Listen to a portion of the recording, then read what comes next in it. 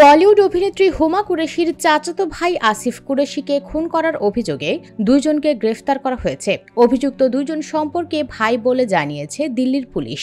ভারতীয় সংবাদ মাধ্যম টাইমস অফ ইন্ডিয়ার প্রতিবেদন থেকে জানা যায়, শুক্রবার 8 আগস্ট আসিফ কুরেশিকে খুনের মামলায় দুই ভাইকে গ্রেফতার করে পুলিশ। গ্রেফতার হওয়া দুইজনের নাম গৌতম ও উজ্জ্বল।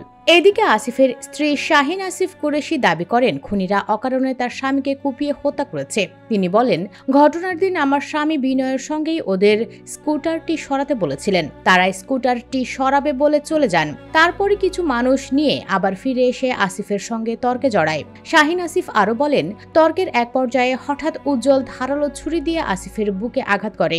সাথে সাথেই রক্তে পুরো পোশাক লাল হয়ে যায়। ও মাটিতে পড়ে যায়। আমি ওকে বাঁচাতে আসলে আমাকে ওরা ধাক্কা দিয়ে ফেলে দেয়। এরপরই ওদের সাথে আসা আরো কয়েকজন আসিফকে আঘাত করে চলে যায়। দ্রুত হাসপাতালে নিয়েও ওকে বাঁচাতে পারিনি। স্বামীর খুনের বিচার চেয়ে তিনি বলেন, পূর্ব পরিকল্পনায় খুনিরা আমার স্বামীকে খুন করেছে, কারণ এর আগেও ওরা আমার স্বামীর ওপর হামলা চালিয়েছিল।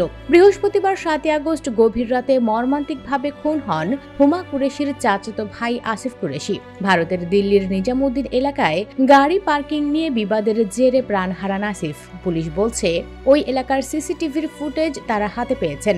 মামলার তদন্ত চলমান। প্রকৃত খুনিদের আইনের আওতায় এনে দ্রুত শাস্তি নিশ্চিত করবে তারা। মর্মান্তিক পরিস্থিতিতে ভেঙে পড়েছে হুমা কুরেশি ও তার পরিবার। সর্বশেষ পাওয়া তথ্য অনুযায়ী চাচাতো ভাইয়ের খুনের বিষয়ে এখনো কোনো অফিসিয়াল মন্তব্য করেননি অভিনেত্রী।